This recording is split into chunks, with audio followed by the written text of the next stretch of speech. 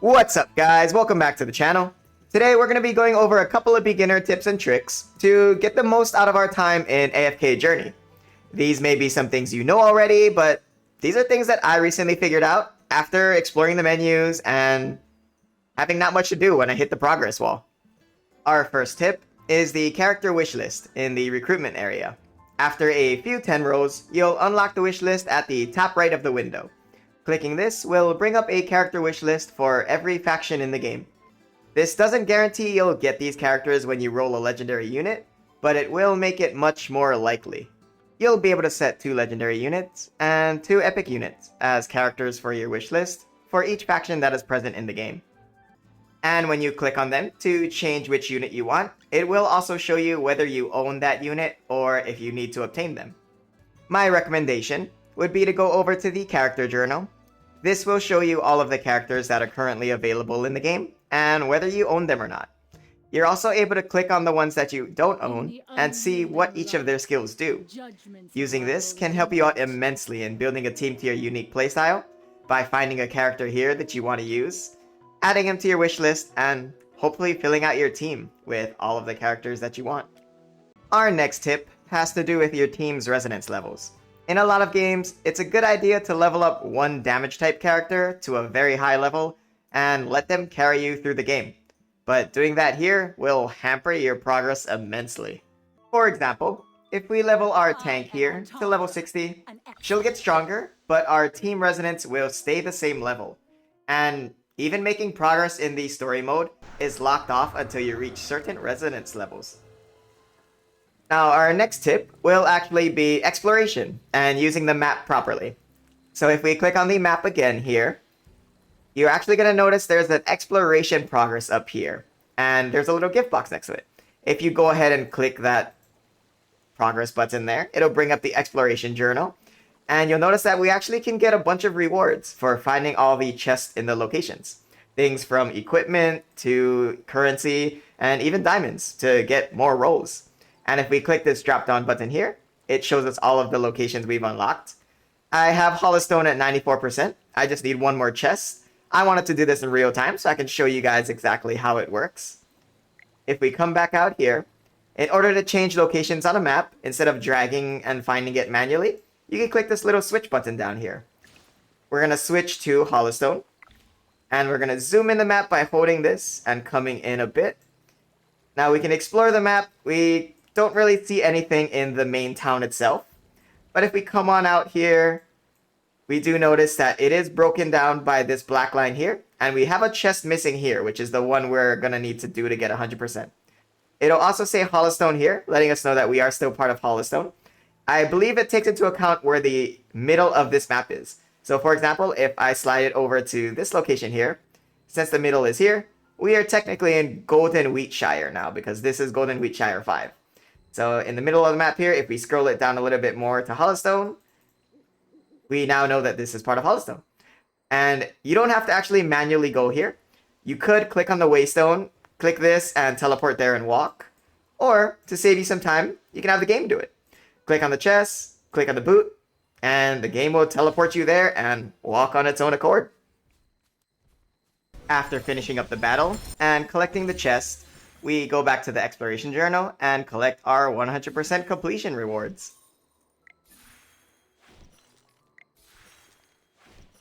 The next thing we're going to touch on is the AFK progress. So if we click on this guy here, you should know by now that the quest thing here, every time you complete a certain amount of stages, you can click this to collect some rewards for doing the AFK.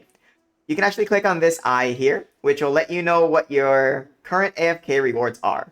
And what I didn't know until recently is this max level 65 here. What that actually meant. What that does is if we come back out here, head into our resonating hall, and if we click on our equipment, it actually lets you forge equipment up to that level 65 mark. So if we come to my support here, we'll notice I have a level 70, a level 55, level 55, and we have a max forging level of level 55. And it goes based off of your average resonance level as well. So if we have a level 40 gear here, when you forge, it doesn't go up by 1 level, 2 level, 5 levels, it actually goes up to the max level. So the lowest gear I have is for mages. I don't use mages at all, so I haven't been touching them really. But if we go to my marksman, which is primarily what I'm using, as you can check out here, I have everything pretty strong for them. So I don't really need to touch them. But if we go to my tank guy, I use these 2 tanks here. So I do want to level their gear up. And the 30 could be needing some love here. So we're going to click on Forge. And we'll notice it's going to cost some money, but we got a lot of currency. And we also have the resources that you get from dismantling extra gear.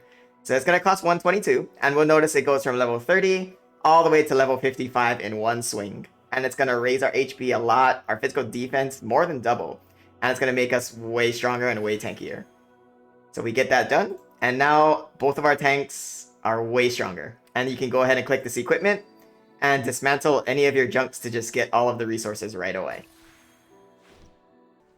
Next tip is character affinity and those random items that you collect when you're running around the open road map.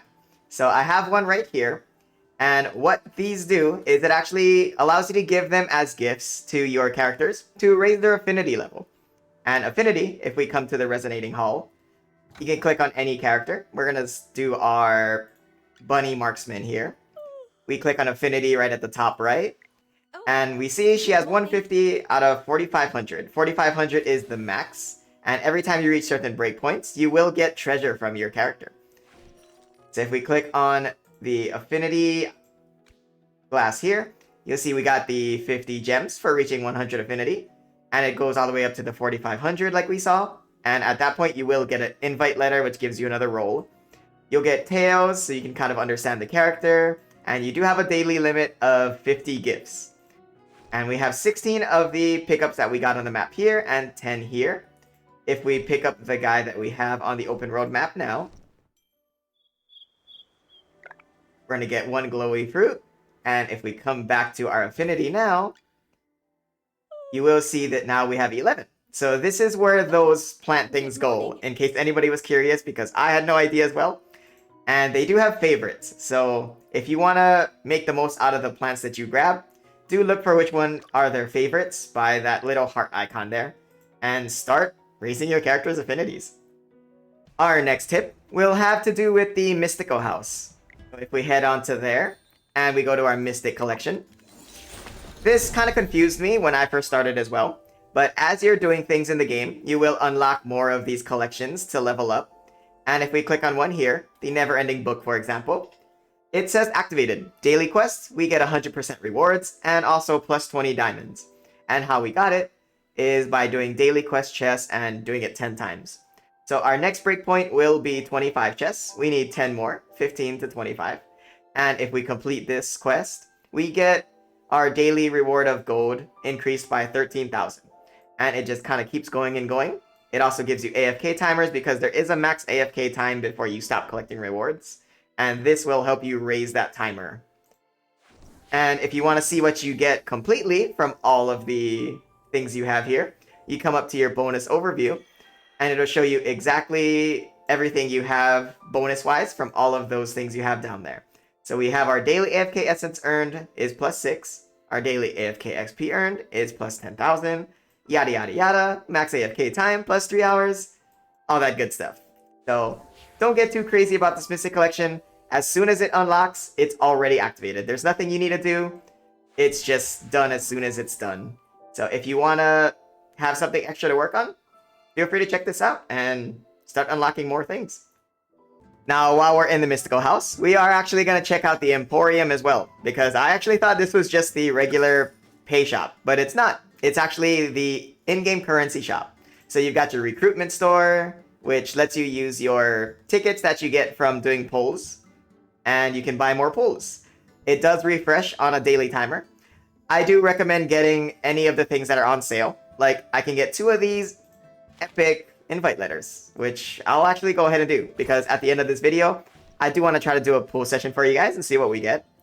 Head to the guild store. We've got 5,500 tokens. I already did buy the polls for it. It will reset daily. You have a daily and a monthly. So the monthly will be this one here. We can spend 400 diamonds for 3 total, or 3 max. of the epic invites. We may hold on to that. We have 2 hours to decide whether we want that or not because it will refresh very soon. Arena store, you've got character bubbles to level up your legendary units. We have the dream store, which is the currency you get from doing that dream mission that I'll actually show you guys in this video on how you do that one properly. And then you have your friendship store, which is from getting friends on your list and sending and receiving hearts from them. So the final thing we want to check out before we get to our polls is the battle modes. We come in here, and the Dream Realm is the currency that I was telling you guys about in the Dream Shop. We head on in here, and you can use your usual team setup if you would like, but to make it a lot easier for you, the game actually gives you recommendations at the top left here. So it gives you a recommendation of AoE damage and what types of healers to use. If you click that guy, it will also tell you whether you own them or not. So I don't have the Lion guy, but I do have the Mage Girls here. And I do have the 2 sustained healers. You don't have to use everything it recommends here. So a team of all of these entirely probably isn't the best idea. It's just giving you an idea of characters to use. Because it's not a good idea to have 2 healers or else you're going to struggle trying to clear this mission before the timer runs out or even surviving. So I am very close. I'm going to see if I'm able to finish this guy off. And my team setup I was using was the 2 recommended DPSs. I am using this Fox dude here because he is a very good basic attacker. And I just need raw damage to try to get this guy down. I have my tank in the front line and I have my healer. I do like this healer guy a lot. I don't remember his name. We're going to go check that out in a little bit. I do want to show you guys my team as well. But let's get this battle off and see if we can complete it fully. So you see his health is going down majorly. My issue with this guy was he does his ultimate once. And the second time he does it, he wipes my team out completely. So I'm hoping the leveling up we did at the start of this video is going to save us. So there was that first laser. And the healer we have does this massive AoE. So you can see we're totally fine here. But if we take another one of those lasers, we will lose the fight. So that's why I have this guy here to try to take out him as fast as possible.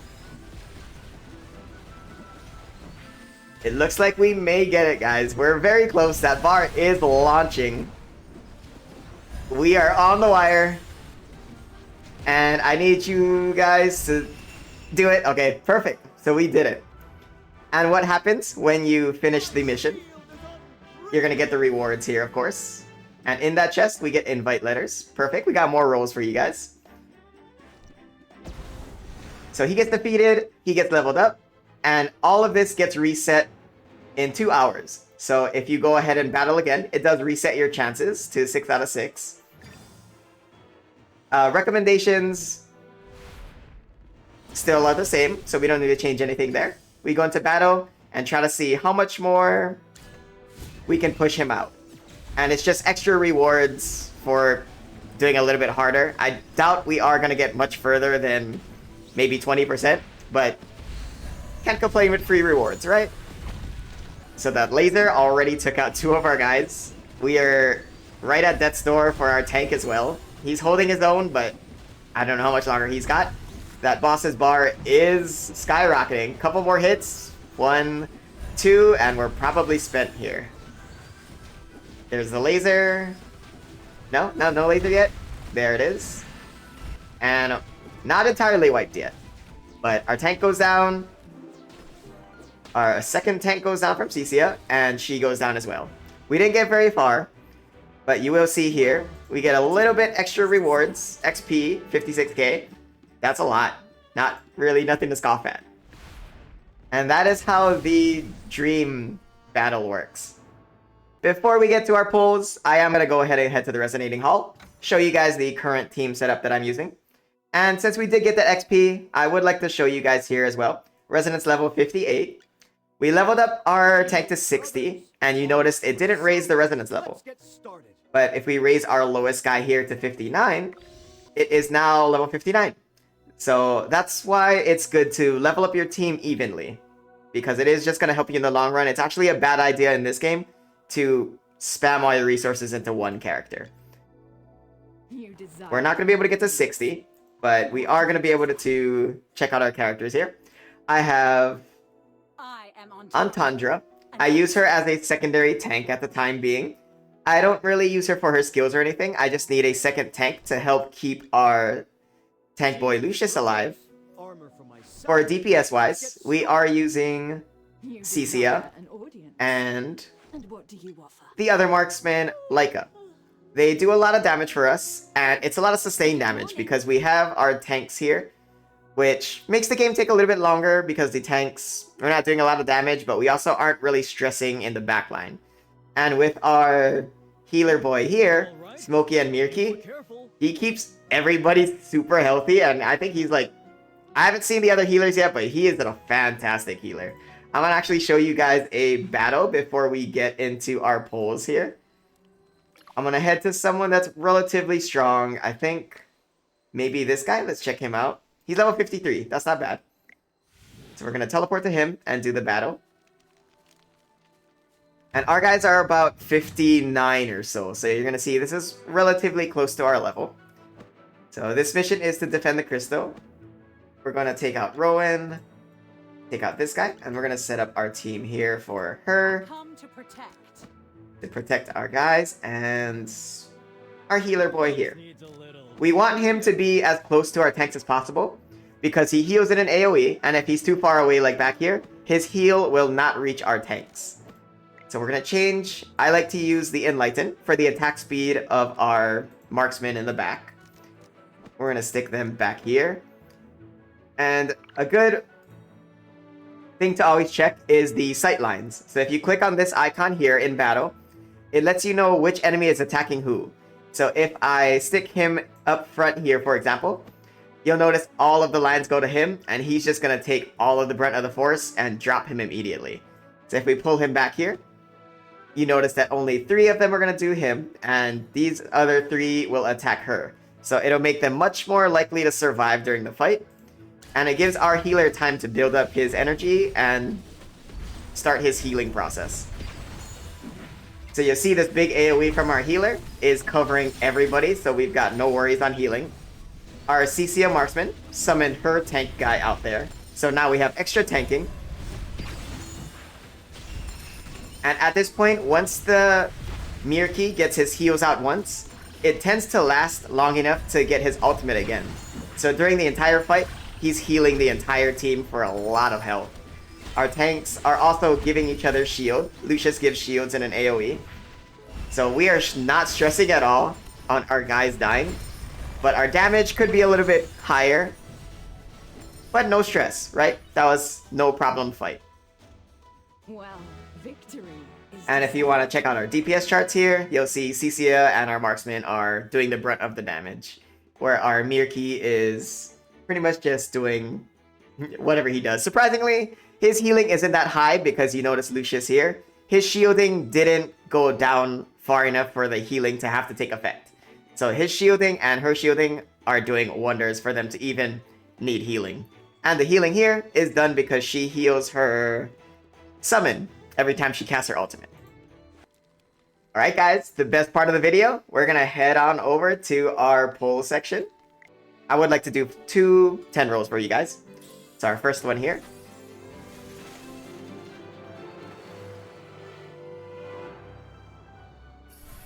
No luck, no gold, but 4 purple is really nothing to scoff at. We're gonna skip this here. The 4 we got 2 of our tanks, and I don't use her too much, but Lucius is fantastic. I love him as a tank. And we're gonna do 1 more 10 pull here. Use 270 diamonds to get 1 more letter.